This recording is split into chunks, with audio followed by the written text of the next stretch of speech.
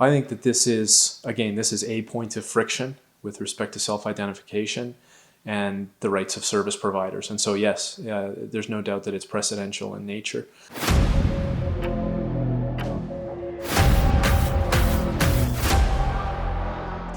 Today, news is breaking that will surely gain international attention in the culture war. This time, it was actually a victory.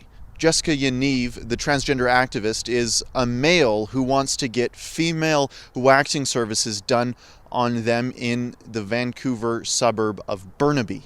These estheticians that Jessica Yaniv wanted to grab his male genitalia and wax have finally won a long-fought victory in the BC Human Rights Tribunal.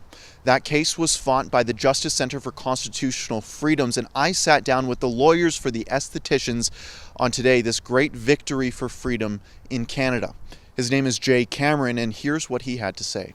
So today seems like it was a success. Jessica Yaniv was ordered to pay $6,000 in costs. How do your defendants feel about that? Do they feel like that was a fair remedy to the distress that they were put through in the past few months?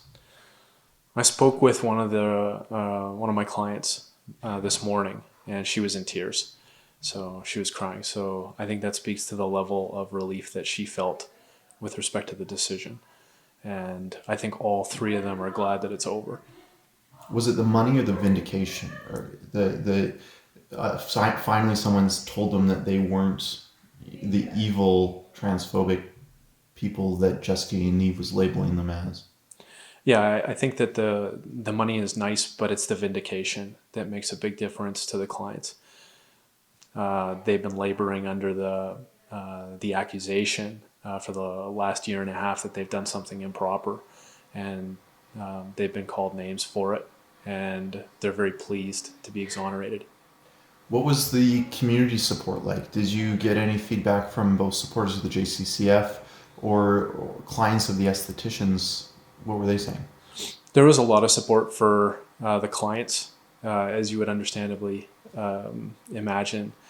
There's people who recognize that they're in a difficult spot, single moms or moms with small children working out of their own homes, they're minding their own business.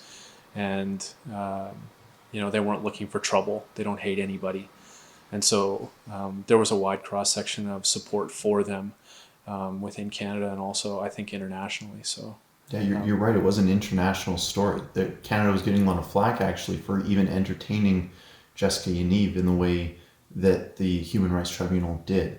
Do you think that Jessica Yaniv should have had the ability to even proceed with this, I'll call it vindictive and sort of frivolous case at the Human Rights Tribunal? Do you think that it serves society that she was able to do that?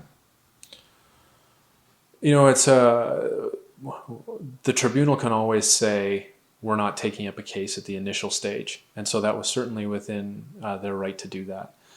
On the other hand, as self-identification is analyzed by society and points of friction develop on constitutional issues and rights of personal autonomy, there's going to be cases like this.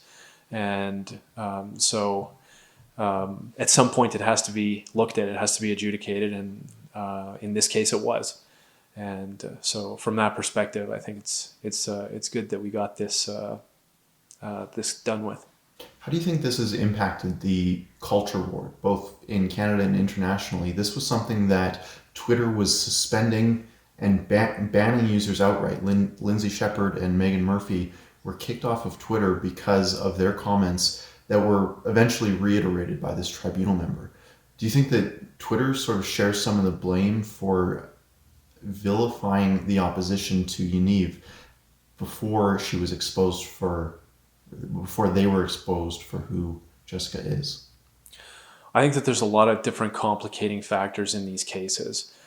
First of all, you have the right of service providers to refuse a service that's requested based on physiology, right? Based on their personal autonomy, based on their comfort level, their training. So that's a nuance that's present in this case that people have a right to discuss and debate. And unfortunately, the powers that be at Twitter don't necessarily see it that way. Any questioning, any discussion on the subject has been met with deplatforming, and that's not right.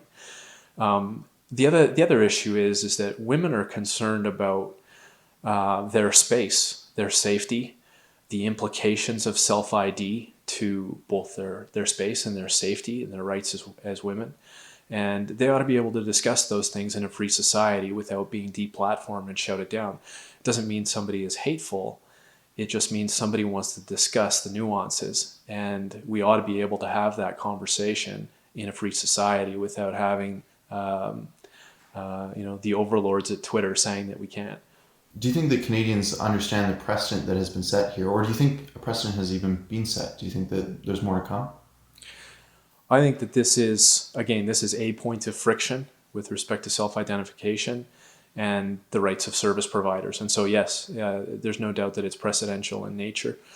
The question of whether or not a service provider for an intimate service can refuse to provide a service based on their comfort when met with self-identification by a customer, that hasn't been adjudicated much in Canada, apart from one case in Ontario with respect to a doctor who was a plastic surgeon.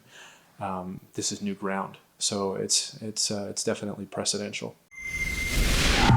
Thank you so much for watching Rebel News' coverage of Jessica Yaniv. Be sure to like and subscribe to us here on YouTube, and also maybe treat yourself to a premium membership at The Rebel. You'll get weekly shows from Sheila Gunn-Reid, David Menzies, and Ezra Levantian. You'll get content that nobody else gets to see.